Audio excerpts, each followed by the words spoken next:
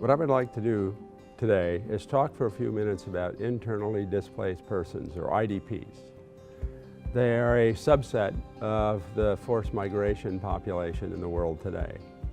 There are about 40.3 million internally displaced people in the world, as opposed to 25 million refugees, which we hear a lot more about and talk more about.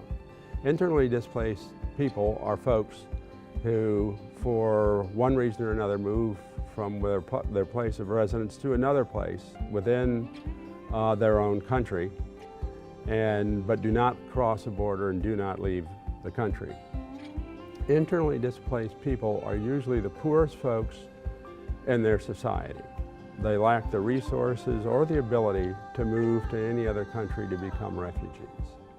So they're forced to remain in their country, and they move frequently as the conflict or as other sorts of violence increase and move, they have to move as well. So it's a difficult life for internally displaced people. The majority of internally displaced people come from low and medium income countries in sub-Saharan Africa, the Middle East, and South Asia. And most of the countries they come from fall into a category called fragile states. And this is the fragile states are becoming a higher and higher priority for the international community at large, as they seem to be the centerpiece of much of the world chaos today.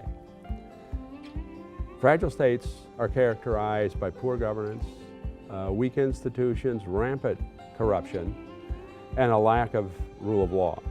Most of these countries are hosts to current civil conflicts or ethnic disputes.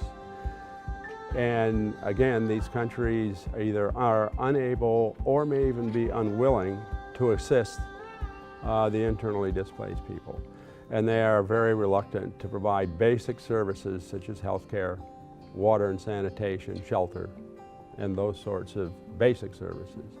Also, if you look at the economies of the fragile states, unemployment is extremely high. There are very few jobs. And there's a high inequality of incomes. And they are one of the breeding grounds for extremist groups, where they go for their recruits. Interestingly, by 2030, that's only a few years away, 80% of the poorest people in the world will live in these countries. The largest concentrations of IDPs are in Syria, Dominican Republic, Iraq, Yemen, and Somalia and Uganda. All of these fall into the definition of fragile states.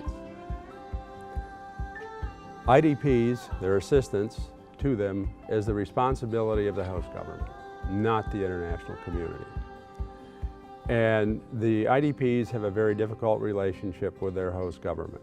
In most cases, governments assume that the IDPs, usually families, women and children, are families of rebel forces. So there is no enthusiasm for providing any assistance to this group of people. Most of the camps for IDPs are spontaneous. They're not well supplied with any kind of resources, and humanitarian assistance, food, water, all these things are very irregular. And again, when the fighting happens, they move, and they go to open spaces, and that's where they settle, between towns, in the middle of an open space, and then they'll move again. So there's nothing permanent about these settlements. The United Nations and the development community can provide assistance, again, with the permission of the host government, which they can withdraw at any time. And in the Middle East, we've seen it more often in Yemen and Syria. IDP camps are open and they're unprotected. So anyone can come and go when you choose. Also, government forces can come and go when they choose, and rebels. So thefts, assaults, rapes are everyday occurrences in IDP camps. They're probably the most dangerous place in those countries because everybody knows they may have some resources in terms of food that you can steal, and other sorts of entertainment comes from those IDP camps. So they're very, very dangerous places. One example of IDP camps in the world today is the Democratic Republic of Congo. It has the highest rate of IDP creation in the world today. Since 1994, and that was the time of the Rwanda genocide, on its border, there has been fighting between rebel groups and the government. And it's been pretty consistent. But last year, that fighting picked up dramatically because of the political crisis in the country. And during 2017, 2,500 people per day were displaced by fighting. That's about 900,000 people for the year, almost 1 million people. And in 2018, the fighting has picked up, and it's much worse. Under these circumstances, with a broad range of rebel groups in the government, no one trusts the IDP camps and the people who live there. So they're fair game to everybody as you're moving through the areas. So the IDPs in the Congo have a very difficult time. They don't know where to go, and they move often.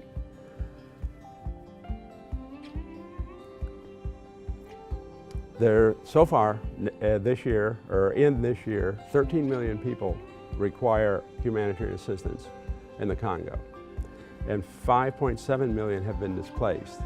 Those are enormous numbers for one country. And so until very recently, there was a large cholera outbreak, but the health clinics have been destroyed, and you can't access the people because of the fighting going on. And in all of this, the government of the Democratic Republic of Congo has done virtually nothing for its people. It's all been international assistance on a very sporadic basis. I would predict that we're going to see more of this, not just in the Congo, but certainly across the river in the Central African Republic and in other places.